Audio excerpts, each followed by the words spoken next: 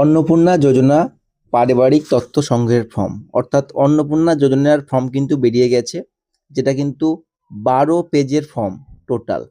এবার আপনি চাইলে এটা অনলাইন ফর্ম ফিল আপ করতে পারেন, কিংবা আপনি অফলাইন ফর্ম ফিল আপ করতে পারেন।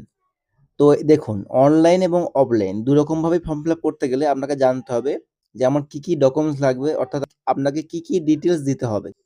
তো সেগুলো আপনার জেনে নেওয়া দরকার খুবই অবশ্যই। ঠিক আছে?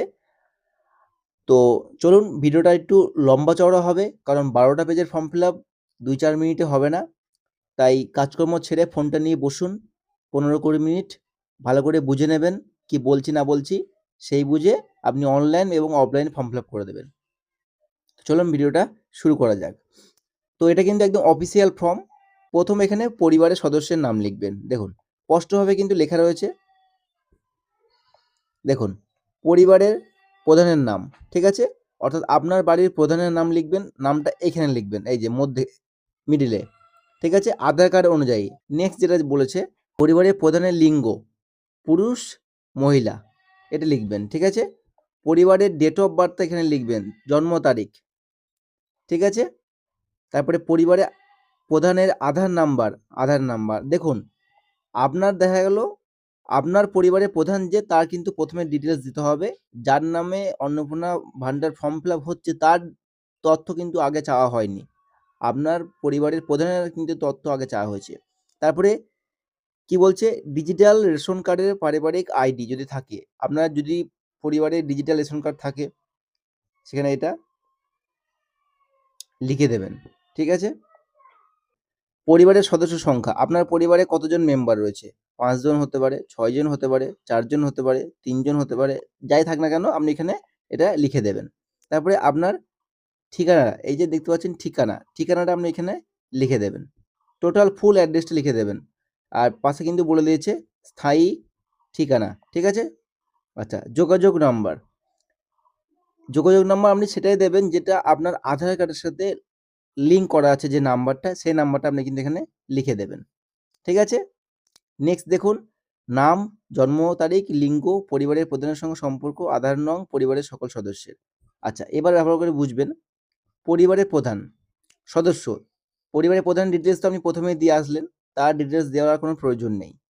তারপরে সদস্য 1, দেখা গেল আপনি আপনার তথ্যগুলো এখানে দিবেন। আপনার নাম, আপনার জন্ম তারিখ, আপনার লিঙ্গ, তারপরে পরিবারের প্রধানের সাথে আপনার সম্পর্ক কি, হাজবেন্ড ওয়াইফ আশা করি হবে, ঠিক আছে?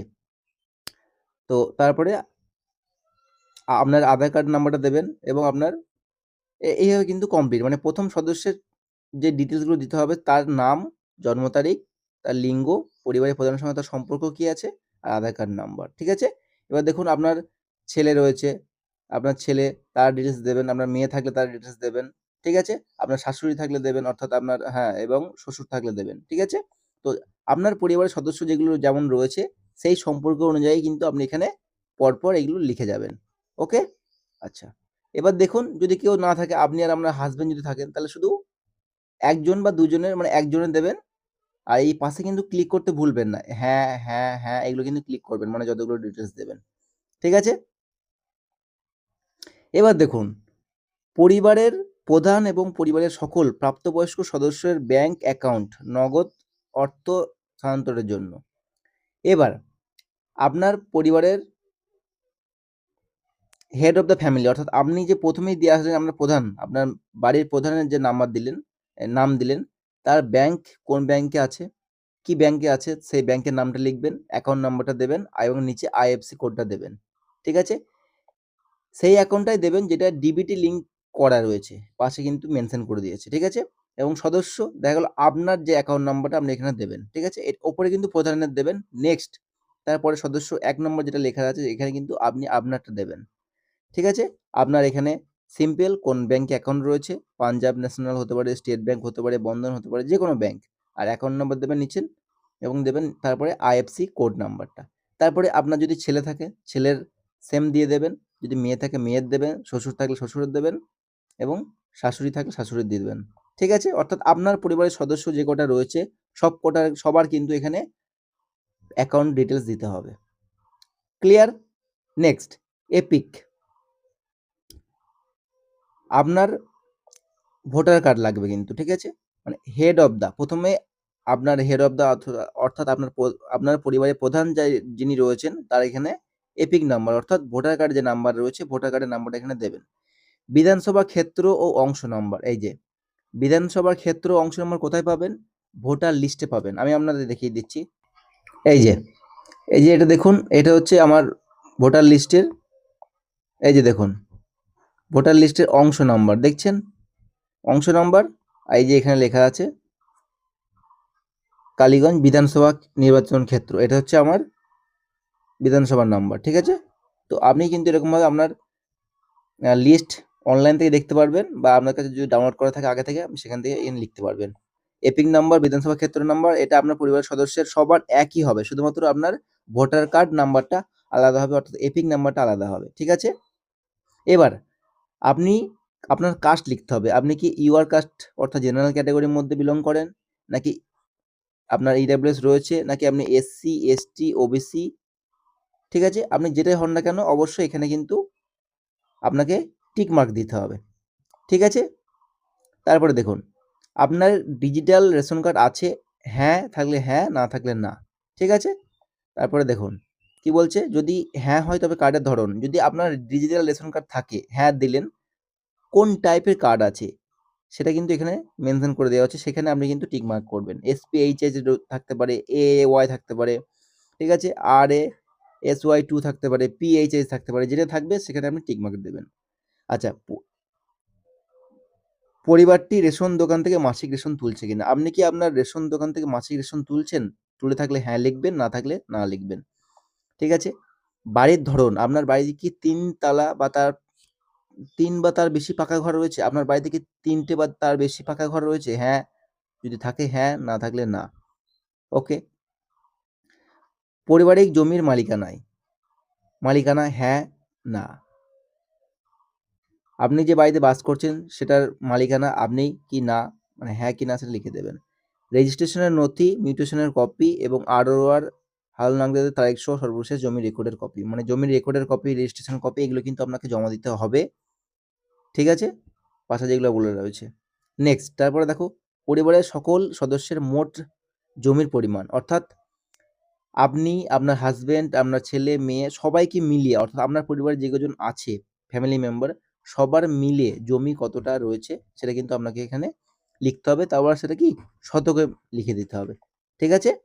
আর রেজিস্ট্রেশন নথি, সর্বশেষ আওয়ার জমির নথি, মানে ডকুমেন্টস কিন্তু আপনার এখানে জমা করতে হবে। তারপরে দেখো যানবাহন, ঠিক আছে? তো 4 চাকা মানে বাড়িতে 4 চাকা আছে কি নেই, হ্যাঁ থাকলে হ্যাঁ, না থাকলে না। যদি থাকে 1টা বা 2টো সেখানে উল্লেখ করে দেবেন যে 1টা বা 2টো আছে। গাড়ির রেজিস্ট্রেশন নাম্বার, গাড়ি থাকলে গাড়ির রেজিস্ট্রেশন নাম্বারটা নিচে এখানে কিন্তু আপনাকে দিতে হবে, ঠিক আছে? পারিবারিক সদস্যের স্বাস্থ্য বীমা, ঠিক আছে? অর্থাৎ হেলথ ইন্স্যুরেন্স যদি থাকে তাহলে হ্যাঁ, না থাকলে সোজা না করে দেবে, বাকি এগুলো কিচ্ছু ফিল আপ করার দরকার নেই, ঠিক আছে? আর যদি থাকে অবশ্যই কিন্তু আপনাকে এখানে লিখতে হবে হেড অফ দ্য ফ্যামিলি, ঠিক আছে? সরকারি হিসেবে করা আছে নাকি বেসরকারি হিসেবে করা আছে, বীমার অঙ্ক মানে মাসিক কত টাকা, কিন্তু সেটা আপনি প্রিমিয়াম জমা দেন সেটা কিন্তু আপনাকে লিখতে হবে, প্রিমিয়াম বিবরণ অর্থাৎ সবকিছু, ঠিক আছে? যদি আপনার হেলথ ইন্স্যুরেন্স করা থাকে অবশ্যই এখানে কিন্তু ডিটেলস আপনাকে দিতে হবে। নেক্সট যেটা রয়েছে, কোনো সদস্য কি আয়কর বা পেশাগত কর প্রদান করেন, প্যান, পিটেক্স, আপনি যদি কর দিয়ে থাকেন তাহলে হ্যাঁ লিখবেন, না দিয়ে থাকলে না লিখবেন, ঠিক আছে? তারপরে বলছে কি পরিবারের সদস্যের প্যান কার্ড, অর্থাৎ যে মানে যদি কর দিয়ে থাকে তাহলে হ্যাঁ লিখে আপনার হেড অফ দ্য ফ্যামিলির নাম লিখবেন, নিচে প্যান নম্বর লিখবেন, সদস্যের নাম লিখবেন, নিচে প্যান নম্বর লিখবেন, ঠিক আছে? তারপরে রয়েছে কর্মসংস্থান ধরন, পরিবারের প্রধান, আপনার যে পরিবারের প্রধান রয়েছে সে কি করে, সরকারি ক্ষেত্রে কোনো কাজ করে নাকি বেসরকারি ক্ষেত্রে কোনো কাজ করে, নাকি পরিযায়ী শ্রমিক রয়েছে, নাকি বেকার, নাকি অন্যান্য, নাকি পার্ট টাইম কোনো কাজ করে, অর্থাৎ যাই করুক না কেন আপনি এখানে টিক মার্ক দিয়ে দেবেন। তারপরে রয়েছে পরিবারের শিক্ষিত প্রাপ্তবয়স্ক সদস্যদের সংখ্যা এবং পরিবারের অশিক্ষিত প্রাপ্তবয়স্ক সংখ্যা, অর্থাৎ আপনার পরিবারে শিক্ষিত কতজন রয়েছে, অশিক্ষিত কতজন রয়েছে। শিক্ষিত যদি 2 জন থাকে 2 জন লিখে দেবেন এখানে, অশিক্ষিত যদি 2 জন থাকে 2 জন লিখে দেবেন এখানে, ঠিক আছে? এবার দেখুন কি বলছে, কোন সদস্য কি কোনো সাংবিধানিক পদ মন্ত্রী, সংসদ, বিধায়ক, পৌর স্থানীয় সংস্থা, পঞ্চায়েত প্রাক্তন প্রধান, প্রাক্তন বর্তমান ধারক। আপনার পরিবারে কোনো মন্ত্রী বা পৌরসভার কোনো মেম্বার ছিলেন কিনা, পঞ্চায়েতের প্রাক্তন বর্তমান ধারক অর্থাৎ মেম্বার, প্রধান, সে পুরনো হোক বা এখন বর্তমান থাক না কেন, আপনাকে হ্যাঁ কি না দিতে হবে, ঠিক আছে? এবং যদি থাকে তার সদস্য নাম্বারটা এখানে কিন্তু লিখতে হবে। আর প্রয়োজনীয় সহায়ক নথি থাকলে জমা দিতে হবে এখানে, ঠিক আছে? কোনো সদস্য কি সরকারি পেনশনভোগী, অর্থাৎ কেউ চাকরি করতো আগে এখন পেনশন পায়, তাহলে হ্যাঁ লিখবেন, যদি না তাহলে না লিখবেন। যদি হ্যাঁ থাকে তাহলে তার সদস্য নাম্বারটা এখানে আপনি লিখে দেবেন, ঠিক আছে? তারপরে দেখুন কোনো সদস্য কি জিএসটি অধীনে নিবন্ধিত আছেন, জিএসটি অধীনে নিবন্ধিত থাকলে হ্যাঁ লিখবেন, না থাকলে না লিখবেন। যদি হ্যাঁ তাহলে জিএসটি নাম্বারটা এখানে আপনাকে দিতে হবে। তারপরে যেটা রয়েছে পরিবারের মোট বার্ষিক আয়, ঠিক আছে? অর্থাৎ আপনার পরিবারের মোট বার্ষিক বছরে কত টাকা আয় হয়, 60,000 টাকা, 80,000 টাকা, 1 লাখ, 2 লাখ, যতই হোক না কেন আপনাকে কিন্তু এখানে সেটা লিখতে হবে, ঠিক আছে? তারপরে দেখুন সিএএ আবেদনের বর্তমান অবস্থা যদি থাকে, আপনি যদি সিএএ আবেদন করে থাকেন তাহলে বর্তমান অবস্থা অর্থাৎ তার বর্তমান স্ট্যাটাসটা কি রয়েছে, প্রযোজ্য নয় তাহলে এখানে টিকমার্ক দেবেন। আবেদন করা হয়েছে যদি হ্যাঁ হয় আবেদন নম্বর, যদি আবেদন করে থাকেন তাহলে এখানে টিক মারবেন হ্যাঁ। তারপরে 3 নম্বর ইস্যু করা হয়েছে, যদি হ্যাঁ হয় সার্টিফিকেট নাম্বার, ইস্যু করা হলে এখানে টিক মার্ক দেবেন, নিচে সার্টিফিকেট নাম্বারটা দেবেন। এবং যদি আপনার পরিবারের সবার সিএ আবেদন করা থাকে তাহলে পরিবারের সদস্যের সবার তথ্য কিন্তু এখানে আমাকে দিতে হবে। নেক্সট যেটা রয়েছে অন্যান্য কিষাণ ক্রেডিট কার্ড, যদি আপনার পরিবারে অন্যান্য কিষাণ ক্রেডিট কার্ড থাকে তারা এখানে লিখবেন।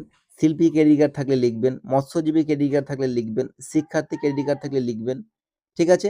আপনার যার যার থাকবে সবার কিন্তু এখানে ডিটেলস আপনাকে দিতে হবে। এবার যদি এসআইআর 2026-এ নাম বাদ পড়ে তবে মামলাটি ট্রাইব্যুনালে বিচারাধীন কিনা, প্রযোজ্য নয়, না, হ্যাঁ, ঠিক আছে? যদি এসআইআর নাম বাদ যায় সেটা ট্রাইব্যুনাল বিচারাধীনের মধ্যে আছে কি নেই, ঠিক আছে? সেটা কিন্তু আপনাকে এখানে লিখতে হবে। এবং আপনার পরিবারে যদি সবাই নাম বাদ যায় বা ট্রাইব্যুনালের মধ্যে থাকে কিন্তু সবার তথ্য এখানে কিন্তু দিতে হবে, ঠিক আছে? আপনার পরিবারে যদি কোনো শিশু থাকে তার ডিটেলস এখানে দেবেন, শিশুর নাম দেবেন, শ্রেণী কোন শ্রেণীতে পড়াশোনা করে বিদ্যালয়ের নাম দেবেন, ধরন সরকারি বা বেসরকারি কোন স্কুলে পড়াশোনা করে, বেসরকারি বিদ্যালয়, স্বীকৃত মাদ্রাসা, অন্যান্য, ঠিক আছে?